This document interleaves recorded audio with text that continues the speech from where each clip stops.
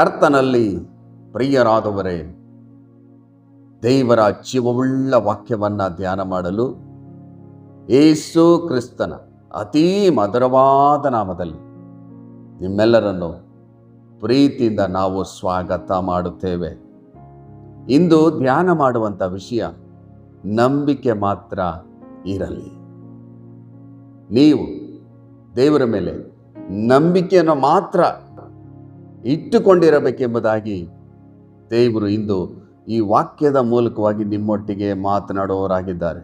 ನೋಡ್ರಿ ಪ್ರಿಯರೇ, ಲೂಕನು ಬರೆದ ಸುವಾರ್ತೆ 8ನೇ ಅಧ್ಯಾಯ 49-50 ವಚನದಲ್ಲಿ, ಆತನು ಇನ್ನೂ ಮಾತನಾಡುತ್ತಿರುವಲ್ಲಿ ಸಭಾಮಂದಿರದ ಅಧಿಕಾರಿಯ ಕಡೆಯವನೊಬ್ಬನು ಬಂದು, ನಿನ್ನ ಮಗಳು ಸತ್ತಳು, ಗುರುವಿಗೆ ತೊಂದರೆ ಕೊಡಬೇಡ ಅಂದನು. ಆದರೆ ಯೇಸು ಅದನ್ನು ಕೇಳಿ ಅವನಿಗೆ, ಅಂಜಬೇಡ, ನಂಬಿಕೆ ಮಾತ್ರ ಇರಲಿ, ಆಕೆ ಬದುಕುವಳು ಎಂದು ಉತ್ತರ ಕೊಟ್ಟನೆಂಬುದಾಗಿ ನೋಡುತ್ತೇವೆ. ನೋಡ್ರಿ ಪ್ರಿಯರೇ, ಇಲ್ಲಿ ಸಭಾಮಂದಿರದ ಅಧಿಕಾರಿ, ಅವನ ಹೆಸರು ಯಾಯೀರ ಎಂಬುದಾಗಿ ಬರೆಯಲ್ಪಟ್ಟಿದೆ. ಈ ಯಾಯೀರನಿಗೆ ಒಬ್ಬಳೇ ಮಗಳು, ಪ್ರೀತಿಯ ಮಗಳು. ಈ ಮಗಳು ರೋಗದಲ್ಲಿ ಬಿದ್ದು ಸಾಯುವ ಹಾಗಿದ್ದಾಳೆ. ಈ ಯಾಯೀರನು ಯೇಸುವಿನ ಬಳಿ ಬಂದು ನನ್ನ ಮಗಳನ್ನು ಗುಣಪಡಿಸಬೇಕೆಂಬುದಾಗಿ ಕೇಳುತ್ತಿದ್ದಾನೆ. ಅಲ್ಲಿ ಅನೇಕ ಜನರಿದ್ದಾರೆ.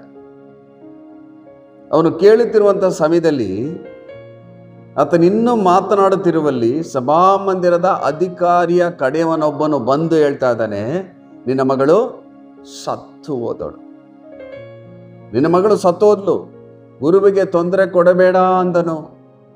ನಿನ್ನ ಮಗಳು ಸತ್ತೋದ್ಲು, ಇನ್ನು ಯೇಸುವನ್ನ ಕರೆಯಬೇಡ, ಗುರುವಿಗೆ ತೊಂದರೆ ಕೊಡಬೇಡ ಎಂಬುದಾಗಿ ಹೇಳುವಾಗ ಯೇಸು ಹೇಳುವಂಥ ಮಾತನ್ನು ಗಮನಿಸಿರಿ. ಆದರೆ ಯೇಸು ಅದನ್ನು ಕೇಳಿ ಅವನಿಗೆ, ಅಂಜಬೇಡ, ನಂಬಿಕೆ ಮಾತ್ರ ಇರಲಿ, ಆಕೆ ಬದುಕುವಳು ಎಂದು ಉತ್ತರ ಕೊಟ್ಟನು. ಹಲ್ಲೆಲೂಯಾ! ದೇವರ ಪರಿಶುದ್ಧವಾದ ನಾಮಕ್ಕೆ ಸ್ತೋತ್ರವಾಗಲಿ. ದೇವರು ಯಾಯೀರನಿಗೆ ಹೇಳುವಂಥ ಮಾತು, ಅಂಜಬೇಡ, ಭಯಪಡಬೇಡ, ನಂಬಿಕೆ ಮಾತ್ರ ಇರಲಿ.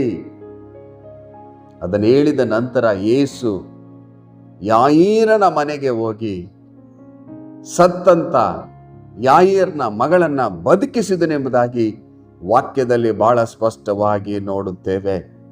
ಕರ್ತನಲ್ಲಿ ಪ್ರೀತಿಯುಳ್ಳ ದೈವ ಜನರೇ, ನನ್ನ ಸಹೋದರ, ನನ್ನ ಸಹೋದರಿ, ನಿಮ್ಮ ಕುಟುಂಬದ ಪರಿಸ್ಥಿತಿ ಹಾಳಾಗಿರಬಹುದು.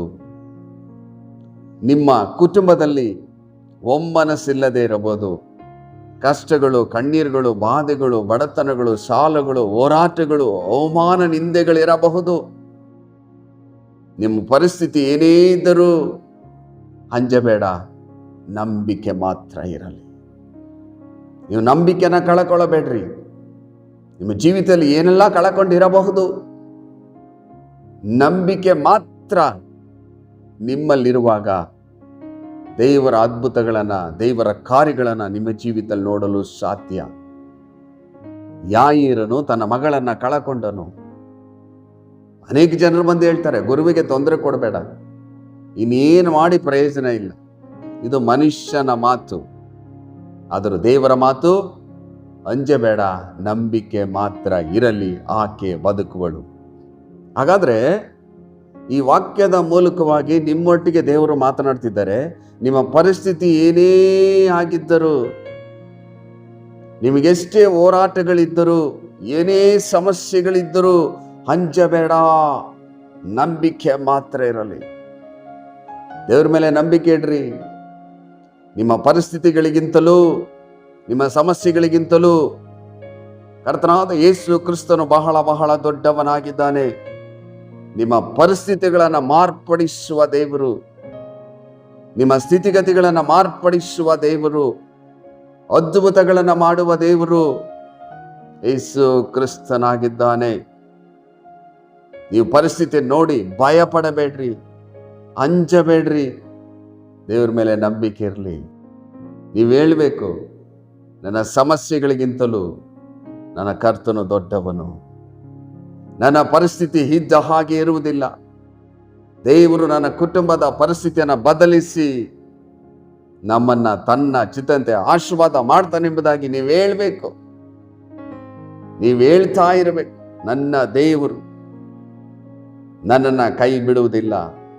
ನಾನು ನಂಬುತ್ತೇನೆ ಯೇಸುವೆ, ನಾನು ನಂಬುತ್ತೇನೆ ಯೇಸುವೆ. ಈ ಪರಿಸ್ಥಿತಿಗಳಿಂದ ನನ್ನ ಹೊರ ತರುವುದಕ್ಕಾಗಿ ಸ್ತೋತ್ರ ಎಂಬುದಾಗಿ ನೀವು ಹೇಳ್ಬೇಕು. ನೋಡ್ರಿ, ಮಾರ್ಕನ ಬರೆದ ಸುವಾರ್ತೆ 9ನೇ ಅಧ್ಯಾಯ 23ರಿಂದ 24 ವಚನದಲ್ಲಿ ಯೇಸು ಅವನಿಗೆ, ನಿನ್ನ ಕೈಲಿ ಆಗುವ ಆಗಿದ್ದರೆ ಅನ್ನತೀಯೋ, ನಂಬುವವನಿಗೆ ಎಲ್ಲವೂ ಆಗುವುದು ಎಂದು ಹೇಳಿದನು.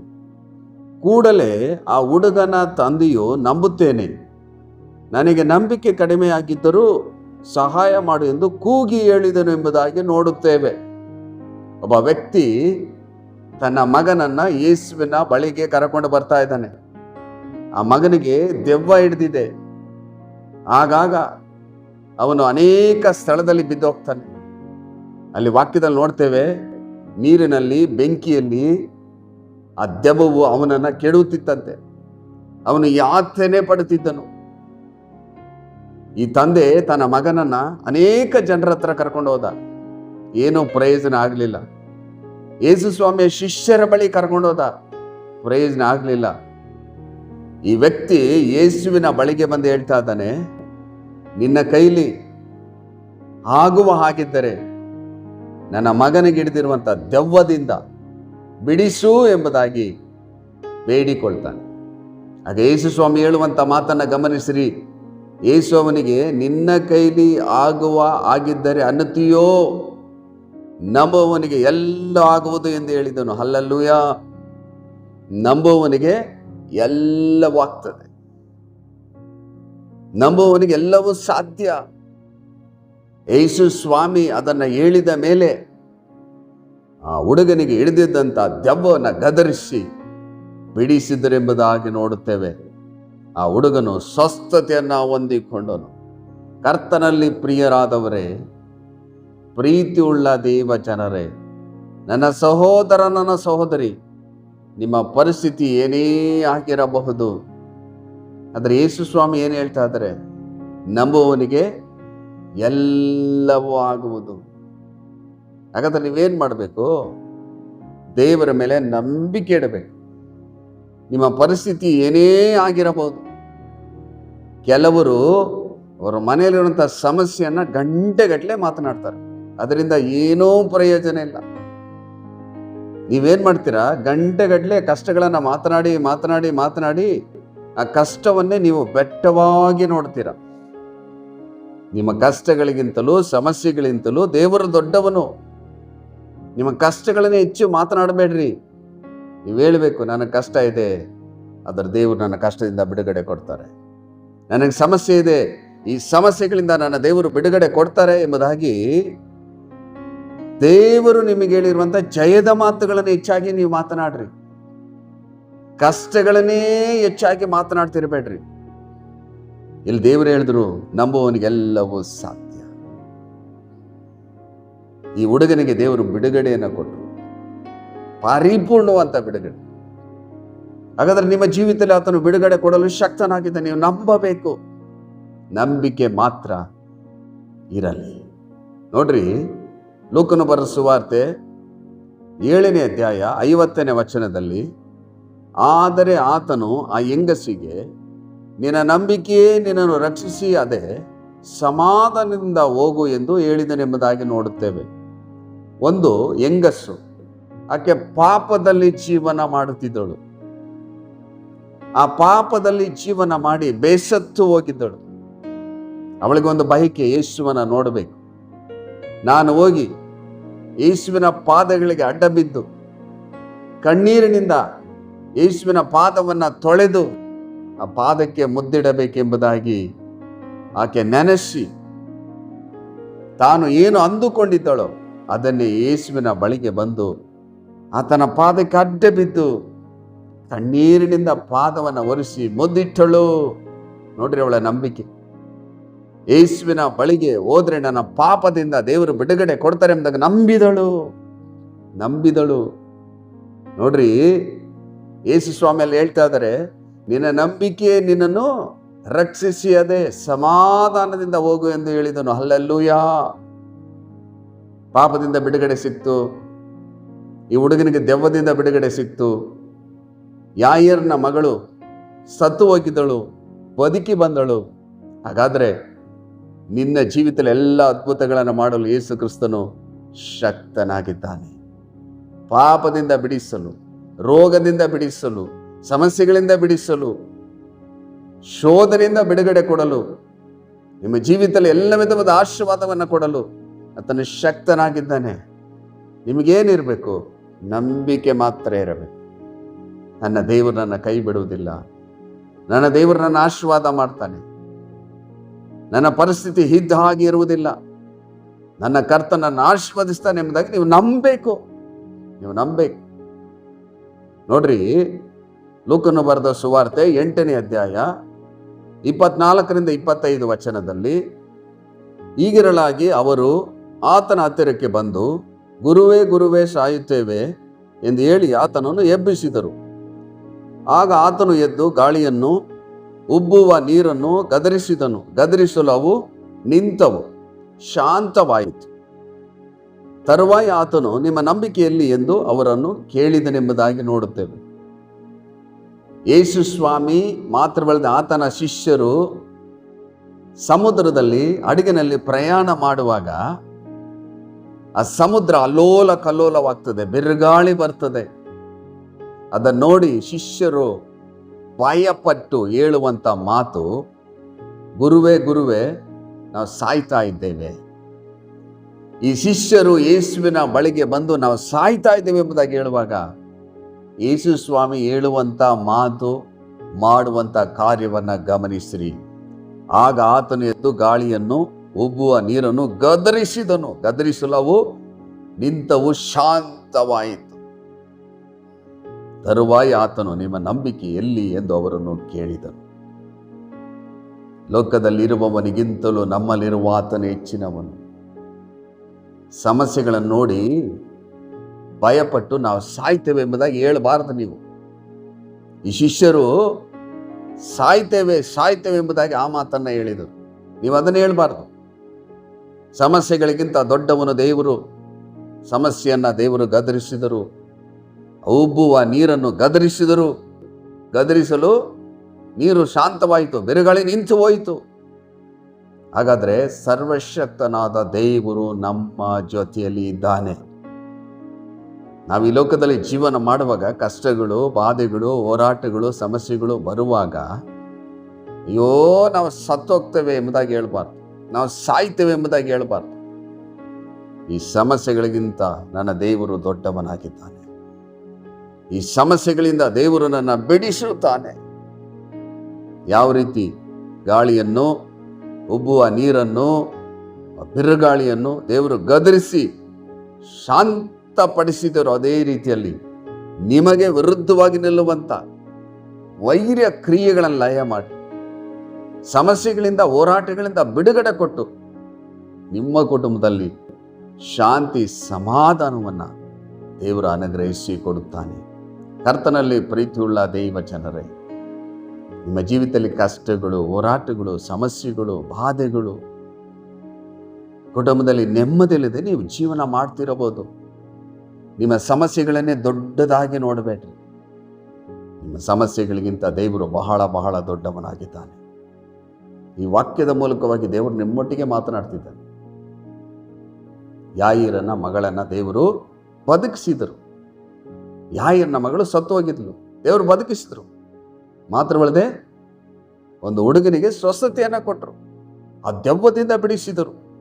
ಮಾತ್ರವಲ್ಲದೆ ಪಾಪದಲ್ಲಿದ್ದಂಥ ಹೆಂಗಸನ್ನ ಪಾಪದಿಂದ ಬಿಡಿಸಿ ಸಮಾಧಾನದಿಂದ ಹೋಗು ಎಂಬುದಾಗಿ ದೇವರು ಹೇಳಿದರು. ಇದೇ ರೀತಿಯಲ್ಲಿ ಈ ಶಿಷ್ಯರು ಬಂದು ನಾವು ಸಾಯ್ತೇವೆ ಎಂಬುದಾಗಿ ಹೇಳುವಾಗ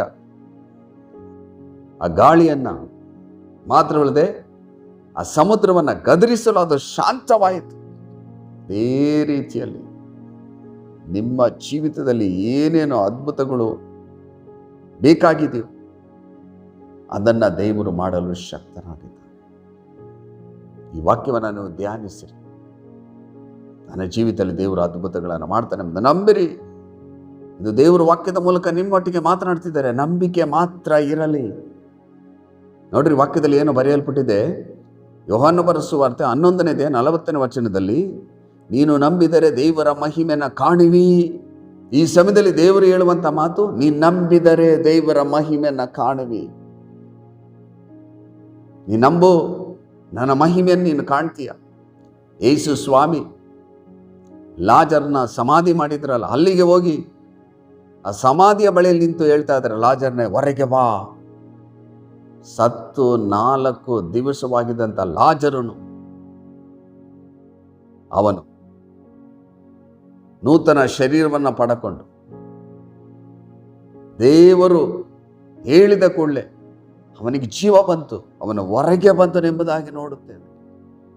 ಕರ್ತನಲ್ಲಿ ಪ್ರೀತಿಯುಳ್ಳ ದೈವ ಜನರೇ, ನನ್ನ ಸಹೋದರ, ನನ್ನ ಸಹೋದರಿ, ದೇವರ ಕೈಯಲ್ಲಿ ಆಗದ ಕಾರ್ಯ ಒಂದೂ ಇಲ್ಲ.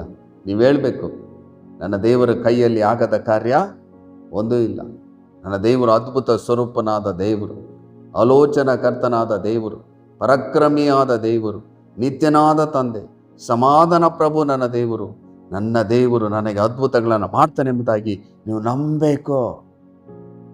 ನೀವು ನಂಬುವಾಗ ದೇವರ ಮಹಿಮೆಯನ್ನು ನಿಮ್ಮ ಕುಟುಂಬದಲ್ಲಿ ನೀವು ನೋಡುತ್ತೀರಾ. ನೋಡ್ರಿ, ಕೊನೆಯದಾಗಿ ಇಬ್ರಿಯರಿಗೆ ಬರೆದ ಪತ್ರಿಕೆ 10ನೇ 38ನೇ ವಚನದಲ್ಲಿ, ಆದರೆ ನನ್ನವನಾಗಿರುವ ನೀತಿವಂತನು ನಂಬಿಕೆಯಿಂದಲೇ ಬದುಕುವನು. ಹಾಗಾದರೆ ನಂಬಿಕೆಯನ್ನು ಮಾತ್ರ ಕಳ್ಳಕೊಳ್ಳಬಾರದು. ಏನೇ ಸಮಸ್ಯೆಗಳು ಬಂದರೂ, ಹೋರಾಟಗಳು ಬಂದರೂ, ನಿಮ್ಮ ಕುಟುಂಬದ ಪರಿಸ್ಥಿತಿ ಯಾವ ರೀತಿಯಲ್ಲಿ ಇದ್ದರೂ ನಂಬಿಕೆಯನ್ನು ಮಾತ್ರ ಕಳ್ಕೊಳ್ಬೇಡ್ರಿ. ಕಷ್ಟಗಳನ್ನೇ ದೊಡ್ಡದಾಗಿ ನೋಡಬೇಡ್ರಿ, ಸಮಸ್ಯೆಗಳನ್ನೇ ದೊಡ್ಡದಾಗಿ ನೋಡಬೇಡ್ರಿ, ನಿಮಗಿರುವಂಥ ಹೋರಾಟಗಳನ್ನೇ ದೊಡ್ಡದಾಗಿ ನೋಡಬೇಡ್ರಿ. ಈ ಲೋಕದಲ್ಲಿರುವಾಗ ಎಲ್ರಿಗೂ ಸಮಸ್ಯೆಗಳು ಬರ್ತದೆ, ಹೋರಾಟಗಳು ಬರ್ತದೆ. ದೇವರು ಏನು ಹೇಳಿದ್ದಾರೆ? ಧೈರ್ಯವಾಗಿರ್ರಿ. ನಂಬಿಕೆ ಮಾತ್ರ ನಿಮ್ಮ ಹೃದಯದಲ್ಲಿರಲಿ. ನಿಮ್ಮ ಹೃದಯದಲ್ಲಿ ನಂಬಿಕೆ ಇರುವಾಗ ದೇವರ ಅದ್ಭುತಗಳು ನಿಮ್ಮ ಜೀವಿತದಲ್ಲಿ ನೋಡಲು ಸಾಧ್ಯ. ಬನ್ನಿ ಪ್ರಿಯರೇ, ದೇವರು ನಿಮ್ಮಲ್ಲಿ ನಂಬಿಕೆಯನ್ನು ಹುಟ್ಟಿಸಿ ಪೂರೈಸಲು, ನಿಮ್ಮ ಪರಿಸ್ಥಿತಿಗಳಿಂದ ಬಿಡಿಸಿ ನಿಮ್ಮನ್ನು ಆಶೀರ್ವದಿಸಲು ನಾನು ನಿಮಗೋಸ್ಕರ ಪ್ರಾರ್ಥಿಸ್ತೇನೆ. ಪ್ರಾರ್ಥನೆ ಮಾಡೋಣ ಪ್ರಿಯರೇ.